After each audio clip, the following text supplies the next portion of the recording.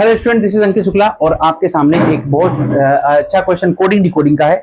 Coding decoding मैं आपको दिखाना चाहता हूँ। आरबीआई असिस्टेंट एग्जाम आने वाला है, तो उसमें 3-4 चैप्टर बड़े इंपॉर्टेंट होंगे। एक होगा अल्फाबेट, दूसरा कोडिंग डिकोडिंग, तीसरा सिलोजिज्म, चौथा इनइक्वालिटी। ये 4 चैप्टर बहुत इंपॉर्टेंट होने वाले हैं और इसके बाद आप सिटिंग पजल तो इंपॉर्टेंट है ही, लेकिन ये सब चैप्टर पे जल्दी से मैं चाहता हूँ कि बच्चे इन सब चैप्टर को जल्दी से कवर करके फिर वहां पे जाएं और वहां पे भी इजी क्वेश्चन ही मिलेंगे आपको। हमारा टारगेट है 30 मिनिमम 30 तो होना ही चाहिए। ठीक है, आगे देखिए।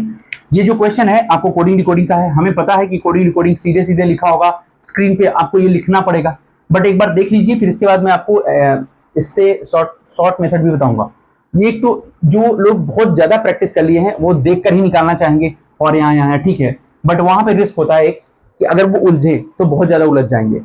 कभी कभी ऐसा क्वेश्चन आता है वो डबल कॉमन दिख जाता है तो वहां दिक्कत हो जाती है। ठीक है, जैसे यहाँ पे फॉर प्रॉफिट ऑर्डर नाउ, जैसे right now for him, right now for him. अब देखिए दो कॉमन है, ऐसा क्वेश्चन ही मैंने लिया है कि आपको उलझाने वाला क्वेश्चन। अगर आप जो है देख कर करना चाहते हो तो बिल्कुल कर सकते हो, अगर ज्यादा अच्छा खासा प्रैक्टिस है तो कर सकते हो। लेकिन यहाँ पे फॉर प्रॉफिट ऑर्डर नाउ, यहाँ पे नाउ है और यहाँ फॉर है, यहाँ पे फॉर है, नाउ है। फॉर नाउ दो कॉमन दिखे, फॉर नाउ अगर दो कॉमन दिख जाए ना तो दो कोड भी कॉमन होंगे। ठीक है, दो कोड क्या कॉमन हुए देखते हैं।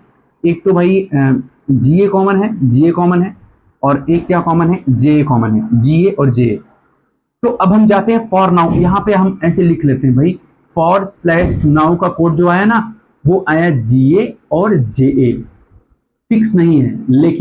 लेकिन थोड़ा सा नीचे जाते हैं तो यहाँ हमें देखो फॉर अकेले दिख गया। फॉर अकेले दिखा है तो जीए जे में से कोई तो होगा और जीए है, तो फॉर का अगर जीए हो गया तो नाउ का क्या होगा, जे होगा। इस चीज का ध्यान रखिएगा। अब प्रॉफिट और ऑर्डर बचा, उसको लेके नीचे आएंगे तो प्रॉफिट ऑर्डर देखो यहाँ पे भी दोनों कॉमन दिख गए। ऐसा क्वेश्चन ही लिया है मैंने आपके लिए जो उलझाने वाला क्वेश्चन हो। प्रॉफिट और ऑर्डर ऐसे लिख लीजिए, प्रॉफिट ऑर्डर। तो देखो प्रॉफिट ऑर्डर यहाँ पे HOYE है, HOYE। तो यहाँ पे भी प्रॉफिट और ऑर्डर को हम यहाँ पे कट कर देंगे HOYE से और यहाँ लिख लेंगे HO और YE। लेकिन जैसे ही नीचे जाएंगे तो हमें ऑर्डर अकेले दिख गया, और ऑर्डर अकेले दिख गया तो यहाँ YE अकेले दिख रहा है। सो ऑर्डर का कोड क्या होगा, YE, और प्रॉफिट का कोड क्या हो जाएगा, HO। तो इस तरीके से आपने इस सेंटेंस को कंप्लीट कर लिया। इस सेंटेंस में आते हैं, राइट हिम बचा, उसको लेके नीचे आएंगे। फिलहाल तो यहाँ पर देखो इसमें केवल प्लेस अकेले दिख रहा है, तो प्लेस का BL हो जाएगा सीधे सीधे, place is coded as BL। Right him को लेके नीचे जाएंगे तो यहाँ हमें कॉमन दिख जाएगा राइट, राइट। VESE में क्या कॉमन है, VE। So right is coded as VE। यहाँ हिम का सीधे सीधे हो जाएगा SE, क्योंकि एक ही बचा है, एक ही वर्ड बचा है, एक ही कोड बचा है। So him is coded as SE। ये भी डन।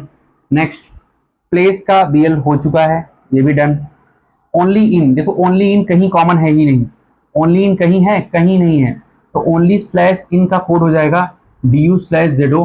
फिक्स कोड नहीं होगा स्टूडेंट, फिक्स कोड नहीं होगा। जैसे ऊपर के लेटर का आपने, ऊपर के वर्ड का आपने फिक्स कोड निकाला है, इसका फिक्स कोड नहीं होगा। सो ये एक तरीका था जिससे मैंने आपको बताया कॉमन मेथड। लेकिन एक और मेथड है स्टूडेंट जिससे अगर जिस पर आपकी प्रैक्टिस अच्छी होगी ना तो बहुत जल्दी आप बना पाओगे। चलिए उस मेथड के बारे में डिस्कस कर लेते हैं।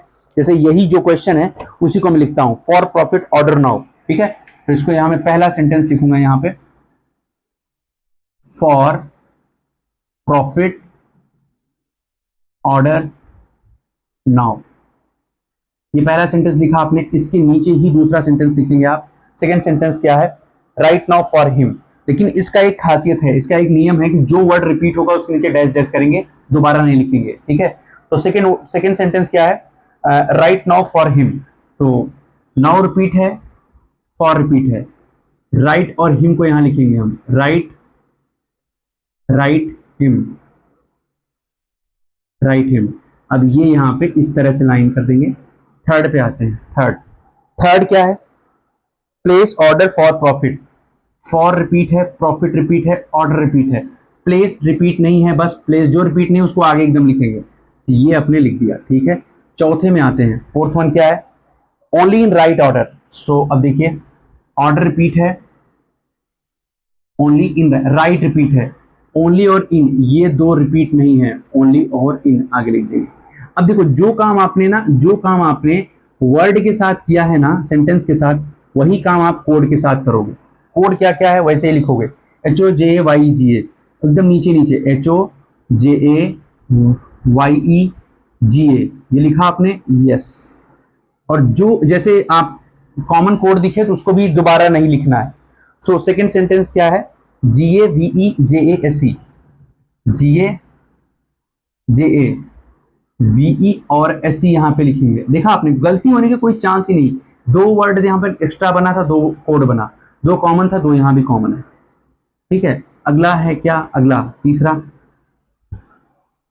GABLHOYE। ठीक है, तो GA रिपीट है, HO रिपीट है, YE रिपीट है, BL केवल रिपीट नहीं है तो BL यहां आ जाएगा, और प्लेस भी तो वहां रिपीट नहीं था, तो एक वर्ड अगर है तो एक कोड भी निकलेगा। ठीक है, आगे VDUYZO फोर्थ है, V repeat Y repeat, DU और ZO यहां हम लिख देंगे, और ये हमारा पूरा लिखने का पूरा जो है प्रोसेस समाप्त हुआ। ये अगर आप प्रैक्टिस अच्छे से कर लेंगे बहुत जल्दी से लिख पाएंगे। अब देखो, जैसे आपने इसे पूरा लिखा ना, खत्म, आपका आंसर आ चुका है, आपका आंसर आ चुका है। बस एक लास्ट प्रोसेस बताना है कैसे आंसर आया। कॉमन वगैरह कुछ नहीं देखना है, उसमें कॉमन देखना था, ये लिखना था पूरा। बस एक बार आपने लिखा और उसमें जितने वर्ड जितनी बार आए, कोड जितनी बार आए, सब लिखना था, बट इसमें कुछ नहीं लिखना है। एक दोबारा अगर रिपीट हुआ वर्ड तो दोबारा नहीं लिखना है, कोड दोबारा रिपीट हुआ वो भी नहीं लिखना है, सिर्फ डैश डैश करना। आइए देखें, देखो इस कैसे कोड निकालते हैं। इन चारों का जो कोड है यही चार जो पहले सेंटेंस में है, इसमें जो पहले में चार वर्ड है, पहले में चार कोड है, इन चारों का यही है। दूसरे में इन दोनों का ये है, तीसरे में इसका ये और इसका ये है। समझ में आ रही बात? तो आइए कौन सा कोड किसका है ये देखते हैं, पैटर्न से मैच कराएंगे। फॉर के नीचे डबल डैश, यहाँ खाली, तो इसमें देखो किसके नीचे डबल डैश है, देखो GA के नीचे डबल डैश, यहाँ खाली, तो फॉर का कोड क्या हो जाएगा, GA, सिंपल। प्रॉफिट के नीचे ये दोनों खाली, बीच में ही डैश, देखो ये दोनों खाली, बीच में डैश, सो प्रॉफिट का क्या हो जाएगा, HO। ऑर्डर के नीचे ये खाली डबल डैश, देखो ये खाली डबल डैश, YE। नाउ का कोड क्या होगा, नाउ का कोड J हो जाएगा, सीधी सीधी नजर आ रहा है, नाउ J। अब इसमें देखो राइट के नीचे खाली और डैश, यहाँ पे खाली और डैश, सो VE। और हिम का क्या हो जाएगा, SE, पूरा खाली SE। प्लेस का BL, नो डाउट प्लेस का BL, और ओनली DU, यही आपको समझना है, ओनली और इनका DU और ZO में से कोई एक होगा, नहीं पता कौन किसका कोड होगा। ठीक है, तो इन दोनों में क्या हो जाएगा, आइदर DU और ZO, ये आपका आंसर होगा। जब दोनों के पैटर्न मैच करते रहे ना तो उनका कोड आइदर और में जाएगा, दैट्स इट, ये आपका आंसर हो जाएगा। इस तरीके से आप निकाल सकते हो स्टूडेंट। ठीक है, तो RBI असिस्टेंट स्पेशलिस्ट, मतलब RBI असिस्टेंट जो एग्जाम होने वाला है RBI का, उसके लिए स्पेशली मैंने आपको बताया है। तो ये आप माइंड में लेकर जाइए और जल्दी से लिखने की प्रैक्टिस करिए। बहुत जितना जल्दी लिखोगे ना उतनी जल्दी आंसर आएगा। ठीक है, तो जितने जल्दी, देखने में लग रहा है इतना लिखना है यार, जितने जल्दी फटाफट लिखोगे कुछ पैटर्न आप फॉलो करा लो। ठीक है, आज के लिए इतना ही, नेक्स्ट लेक्चर नेक्स्ट टॉपिक के साथ मिलेंगे। ठीक है, जय हिंद।